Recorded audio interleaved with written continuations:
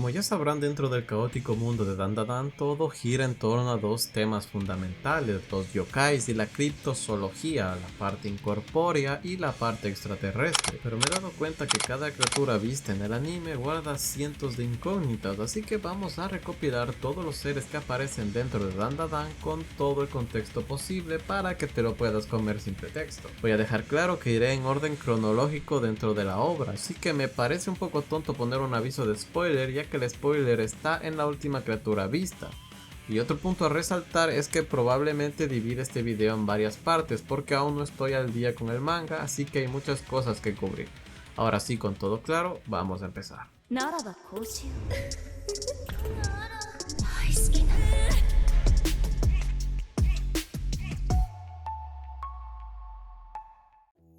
Primero, ¿no deberías explicar qué son los yokais? ¿O qué carajos es la criptozoología?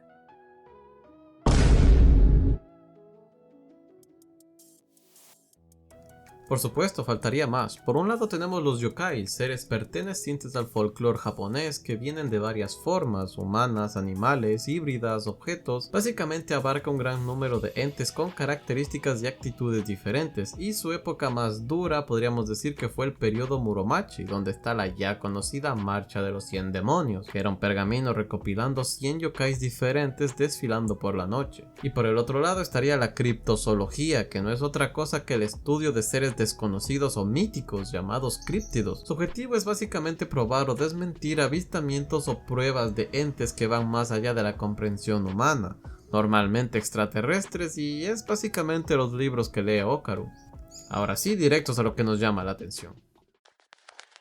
Es la historia más actual dentro del folclore japonés que nos toparemos por aquí, donde nos describen una abuela con una capacidad anormal de correr, diciendo que puede superar la velocidad de un coche. Las historias más o menos nos hablan de conductores que vislumbran a una anciana justo antes de salir disparada. Existen dos versiones de la Turbo Yaya. La primera es un ser que provoca accidentes a los vehículos tocando las ventanas, teniendo como objetivo hacerles daño. Y la otra es que solo ataca a las personas que superan los límites de velocidad establecidos, lo que funciona de parábola para quienes ignoran las normas de tránsito al conducir.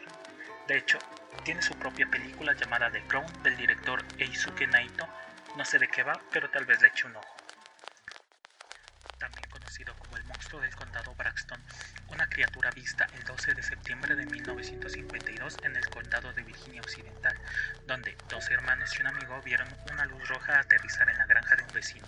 Al regresar a casa le contaron todo a su madre, quien, preocupada por pensar que fue un accidente aéreo, decidió ir a ver qué pasa junto a su prima, quien era guardia civil en la zona.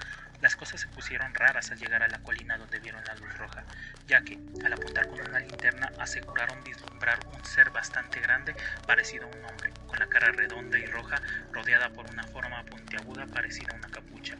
Después hubo variaciones en la historia, apuntando a que era un ser de 3 metros de altura, con ojos de color rojo verdoso y un cuerpo color verde oscuro. Además, que emanaba una niebla picante que provocaba náuseas. Muchos sostienen que quizás por lo extraño de la situación, lo que probablemente vieron fue una lechuza, que concuerda mucho con la explicación dada por los niños y la madre.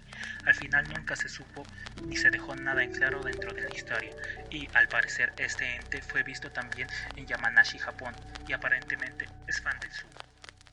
Otro personaje original que también nos sirve de explicación de cómo puede nacer un yokai. Esta era una persona normal y corriente que vivía por y para su hija. Siendo madre soltera y recurriendo a todo tipo de trabajos, vio reflejada una hermosa vida mientras su hija estuviera bien. Pero todo esto se viene abajo cuando por problemas monetarios terminan raptando a su hija enfrente de ella, la cual instintivamente ataca a las personas, solo consiguiendo ser herida de gravedad y incapaz de hacer algo, por lo que termina haciendo la desvivisión. Quiero hablar de lo triste que fue esa escena y cómo reflejaron en unos cuantos segundos el final del acróbata, quien terminó transformándose en un yurei. ¿Ya me estás metiendo más términos? ¿Ahora necesito saber qué es un yurei? Básicamente, al tener una muerte injusta o un suceso que no te permite descansar en paz, puede dejarte atado en el mundo, pero eso no basta para volverse un yokai. Concretamente en esta parte sucede un detonante, y es que una Aira chiquita, después de perder a su madre, fue capaz de ver momentáneamente al Yurei, confundiéndola con su madre. Eso activa en ella todo el dolor y sufrimiento que la dejó anclada, pero incapaz de recordar el porqué. centrando toda su atención en Aira, volviéndola una obsesión que la termina transformando en un yokai, pero con un poder bastante débil. Digamos que si Aira nunca hubiera agarrado el huevo de nuestro prota, jamás hubiese pasado nada. Físicamente la bailarina se nos presenta con un traje rojo, un pelo largo y sedoso, además de pelear como si estuviera bailando ballet. Todo esto siendo un espejo de su momento más traumático antes de morir. No sería hasta su combate con Momo que se daría cuenta de lo que era y en lo que se convirtió, dando fin a su propia existencia que, como la turbabuela nos explica, perdiendo su alma, o en este caso cediendo su batería para que era viva, no puede ir ni al cielo ni al infierno, básicamente como si nunca hubiera existido, pero Aira hará que su recuerdo perdure por toda la obra. Comúnmente llamado Nessie, sería de los críptidos más conocidos y un icono popular como el Yeti o Pie Grande. Su historia nos lleva a Escocia, concretamente a la ciudad de Inverness, donde se han reportado avistamientos de un ser que vive en las profundidades del lago. De hecho, esta historia lleva siglos circulando. Su primera mención data del siglo VII en el texto La vida de San Columba. Básicamente habla de una persona siendo atacada por un animal del lago. Esto daría paso a que la gente del lugar empezara a esparcir rumores acerca de la posible criatura que ronda este lugar, siendo la más común el ser mitológico llamado Kelpie, el cual es descrito como un protector del agua con la capacidad de cambiar su forma a voluntad, pero a lo largo de los años daría lugar a cientos de historias. La más sonada sería la de 1933, donde aseguraron ver un monstruo prehistórico, como un plesiosaurio con el que comparte todas las características del monstruo que vimos en el anime. Aka Algoi Korkoi, un animal mitológico de la cultura mongola que aseguran haber visto en el desierto de Gobi, el cual en su traducción literal sería gusano intestino, pues la gente dice que era similar al intestino de una vaca. El primero en traer la historia de este ser fue el estadounidense Roy Chapman Andrews, en su libro La Reconquista de Asia Central, en 1930, donde no solo relata cómo era el desierto de Gobi, sino también las fábulas y creencias de los lugareños. Hablaban de un gusano de entre 90 a 120 centímetros de color rojo tan venenoso que solo con tocarlo era capaz de matar instantáneamente. Asimismo, era capaz de rociar ácido. Incluso llegaban a decir que podía dar descargas eléctricas. Saliendo del mito, el criptozoólogo francés Michael Reynolds propuso que quizá se trate de otra especie de Amphisbaenia, un reptil del que ni yo tenía idea que existía y que sí comparte varias características dentro de la obra, como su tamaño o su color, por lo que podría tratarse de un alien. Creencia popular extendida por todo el mundo, según la cual una persona tiene la capacidad de producir daño, desgracia e incluso la muerte solo con mirarla, generalmente por envidia. Sus primeros registros nos llevan a Mesopotamia, donde escritos sumerios cuneiformes hablan de un ojo Ad-Gir que aflige a las personas con mal, y desde ahí se expandió por el mundo teniendo distintos efectos, dependiendo de la cultura que veamos. En el caso de Japón la describen como Noroi o maldición. ¿Es mi momento de brillar?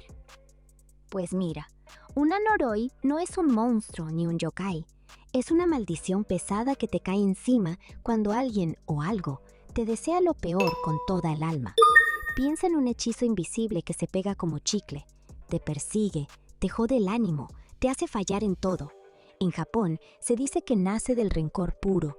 No necesitas rituales locos, basta un que te vaya como a mí, dicho de corazón. Y si no la quitas, con bendiciones o quemando un papel con tu nombre, te come vivo. Dentro de la obra, el mal de ojo acecha a Gigi con el objetivo de poseer su cuerpo, o sea, más o menos podemos definir a un yokai con el poder del mal de ojo. Este es un yokai nacido del rencor hacia la humanidad, pues en vida fue un niño sacrificado por un antiguo ritual que terminó dejándolo como un espíritu atado, y al presenciar cómo todas las personas a su alrededor se desvivían sin explicación, concluyó que la humanidad es mala y que debe ser erradicada, dando lugar a un ser extremadamente peligroso y fuerte. Con su primera aparición nos presentaron un humano amorfo y de mirada escalofriante. Y una vez poseyó a Gigi, su cuerpo cambió de color, además de presentar un enorme ojo en la frente. Nos quedamos a las puertas de ver quizás el yokai, o en este caso Onryu, más fuerte visto hasta la fecha. Desde el principio la abuela le tenía prohibido ir donde normalmente se encontraba este yokai, pero Momo hizo caso omiso, lo cual casi termina con nuestra prota desvivida. Curiosamente, la historia de este ente se esparce entre Japón y Corea desde el periodo Edo, pero su popularidad llegaría en 1970, cuando se publicó su historia en los periódicos, creando una historia colectiva, asegurando en varias situaciones ver una persona de esas características. Básicamente hablamos de una mujer con el rostro desfigurado, como si alguien hubiera cortado la boca. Y bueno, tiene distintos orígenes. Unos hablan de una mujer entregada al deseo que despertó el odio de su marido, el cual cortaría su cara para posteriormente decir: ahora a nadie le parecerás linda. Otros hablan de un marido maltratador que terminó desfigurando la cara de su mujer, la cual, harta de la situación, se escondería en las montañas, donde sería la última vez que la vieron. Ahora, saltando más a la actualidad, en los años 70, la historia iba de una mujer desfigurada después de un accidente automovilístico, por una discusión con su marido. Básicamente, hablamos de una chica con un rostro cortado de oreja a oreja. ¿Qué te preguntará? ¿Soy bonita? Si corres, te desvive. Y si le dices que sí, se quitará eso que cubre su boca y te dirá qué tal ahora. Ahora, si corres, te desvive, pero si le dices que sí es bonita, te dejará la boca como ella. En cualquier caso, estás bien jodido si la ves. Dentro de la obra vemos una variante con una boca muy grande, pero sin indicios de cortes, por lo que probablemente la historia sea diferente en este caso. Y siendo una teoría mía, es una mujer nacida en medio del conflicto, donde en sus años de vida encontró un amor muy fuerte, pero terminaría de una manera muy dolorosa, probablemente por su aspecto, lo que explicaría esa obsesión con verse en un espejo, o que siempre diga que es bonita.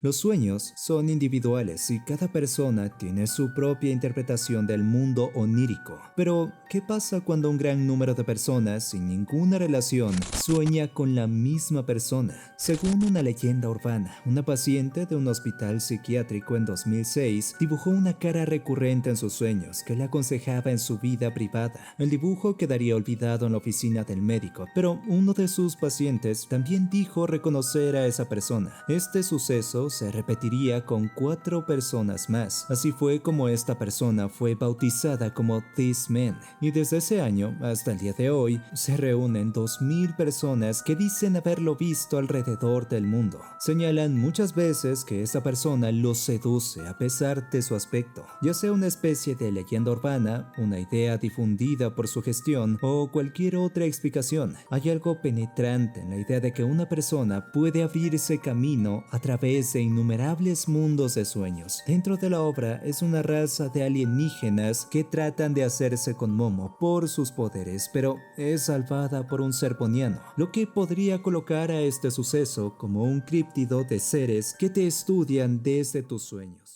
Recuerda que puedes seguirme en TikTok, donde subo más contenido de anime, como curiosidades, música, entre otras cosas. Y también en Twitch, donde si no estamos reaccionando a algún anime, estamos sufriendo en algún juego, y el resto de mis redes. Yo soy Shark y te deseo buenas noches. "